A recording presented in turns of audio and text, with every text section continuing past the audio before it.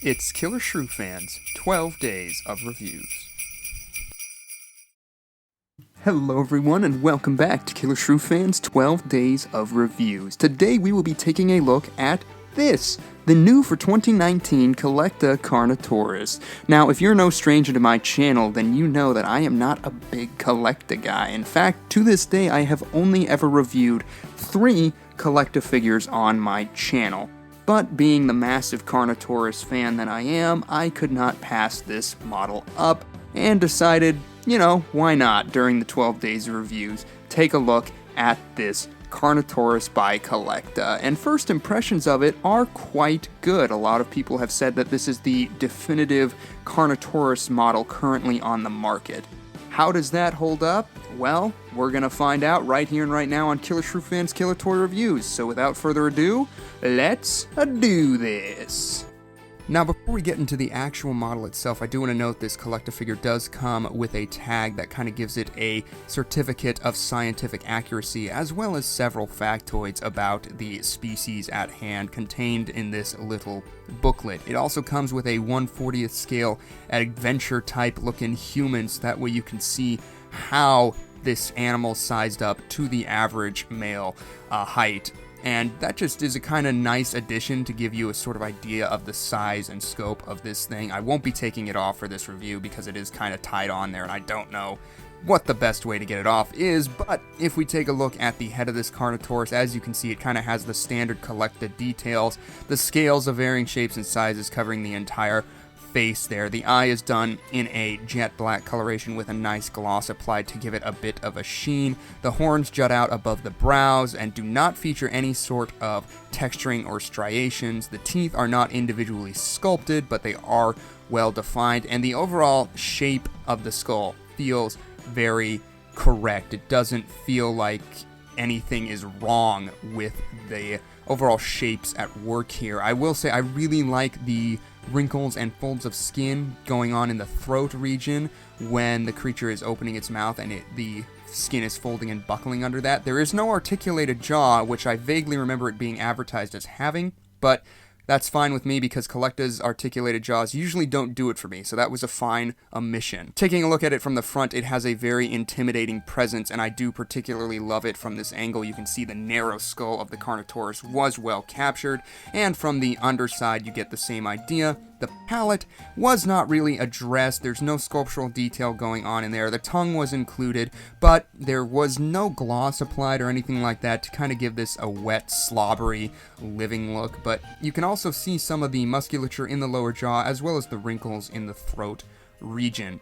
Going down the length of the body, as you can see, the wrinkles and folds of skin in the neck are definitely an area of sculptural highlight for me. You've also got a line of spikes that begin at the back of the skull there and continue down the length of the body, as well as the scoots that Carnotaurus was known for, beginning at the back of the skull and continuing down the length of the lateral area of the dinosaur. The scale details are pretty uniform, but to my knowledge match what the skin impressions of Carnotaurus we have. So that's good at least, and the sculptural detail, as you can see with the wrinkles and folds of skin, continues all the way down to the tip of the tail. Going back up the opposite side of the model, as you can see, the sculptural details are a lot of the same. Wrinkles at the back of the leg there are quite nice, a nice area of sculptural details, and you've also got an area where the skin is pulling away from the body. I think that's another nice area of sculptural note. Everywhere else is kind of uniform, kind of bland, but the wrinkles and folds of skin are definitely a highlight on this particular model. I will say I'm also a big fan of the material this thing is made out of. It's not a PVC material, but it is a sort of rubbery plastic, and it has a great and lifelike feel to it, and I appreciate that about it. Taking a look at the underbelly, as you can see, the wrinkles and folds of skin in the gullet region are quite nice, and the bumps do continue onto the underbelly as well as the lateral areas of this dinosaur, so that was an interesting feature. I don't think I've seen that on any other Carnotaurus model aside from this CollectA offering, so that is something worthy of note. The scaling is again the same by and large as the other areas of the figure, so it's nothing too incredible. The paint scheme is one tone on the underbelly that gradiates up into the brown dorsal region. And taking a look at this thing from a vertical view, I really love how lithe it is, how skinny. I mean, it without looking shrink wrapped, it has a beef to it, it has a filled out nature, but it still maintains that sort of cheetah-like aesthetic of just being one long tube of muscle, which really speaks well to what we understand Carnotaurus to have been. Basically, a long, muscular body with a mouth, a sausage with a mouth. That's the best way to describe Carnotaurus, and that's why I love it so gosh darn much.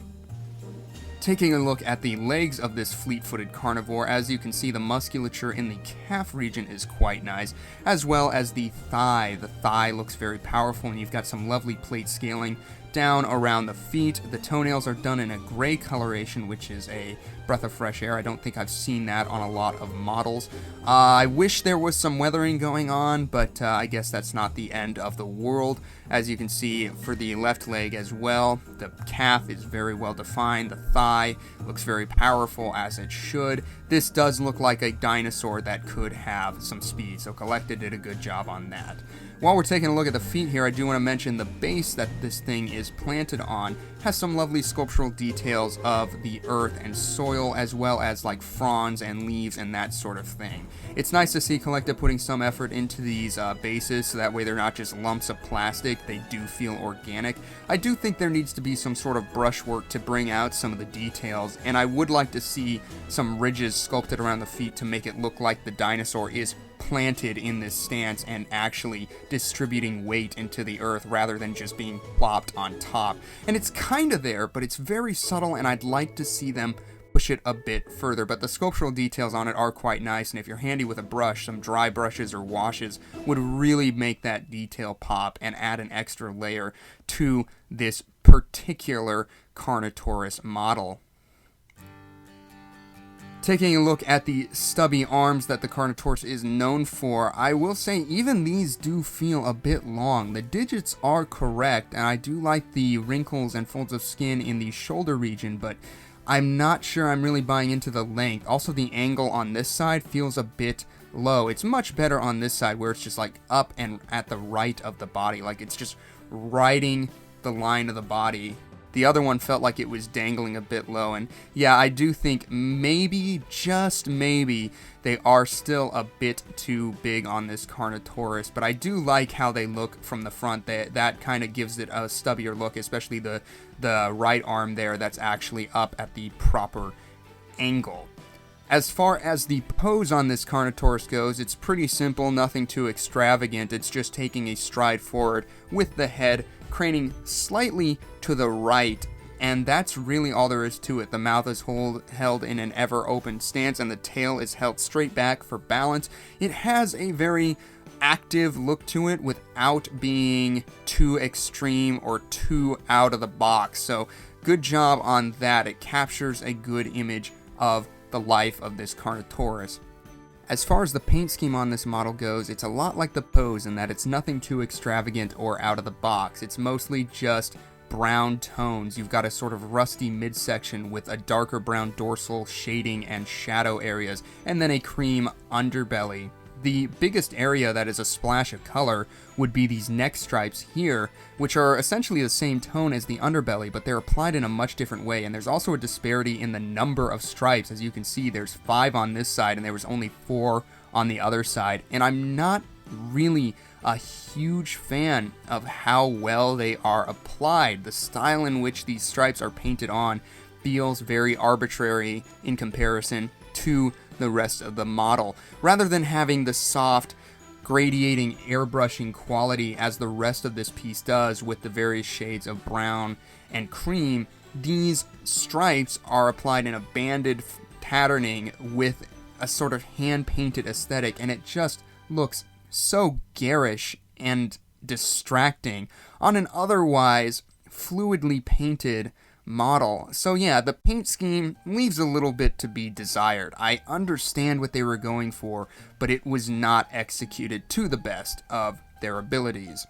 As far as the size on this model goes, it is in 1/40th scale according to the tag, but the trusty dusty tape measure puts it at roughly, I want to say about 11 inches long, just past 11 inches or 28.5 centimeters long, and from the base all the way to the highest point, which is the top of the head in this case, you're looking at around 11.5 centimeters off the ground, or 4.5 inches. So not a bad size on this Carnotaurus.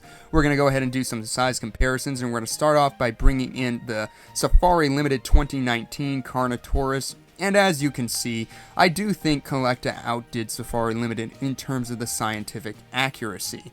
For visual appeal though, I think Safari Limited does have this one on the wraps. The paint scheme is just so much more visually interesting on the Safari offering, and better applied for that matter. Sculpturally speaking, CollectA edges it out, but in terms of the visual appeal, I do think CollectA's leaves something to be desired.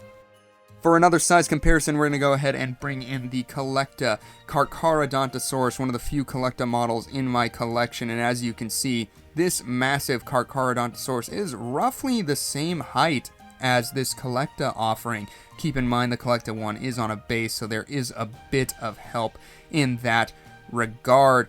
But yeah, these two can look each other in the eye, and even the paint scheme on the CollectA Carchar feels a bit better. The way the striping gradiates on that face feels a bit more organic. And in terms of the length, again, they're not that dissimilar. The Carcharodontosaurus does edge it out, but yeah, hopefully this kind of gives you an idea of the size you can expect if you have that Carcharodontosaurus. Next up, we are going to go ahead and bring in the Papo Carnotaurus, and as you can see, CollectA has outdone Papo in terms of scientific accuracy, and yeah, I do like the fact that the CollectA one is in a much more simple pose, but again, the paint scheme and details on the the Papo Carnotaurus feel more visually appealing. Scientific accuracy? Go for CollectA, but the paint scheme on the Carnotaurus from Papo shows how effective gradiating stripes can be, and that's something I think CollectA needed to address with this model.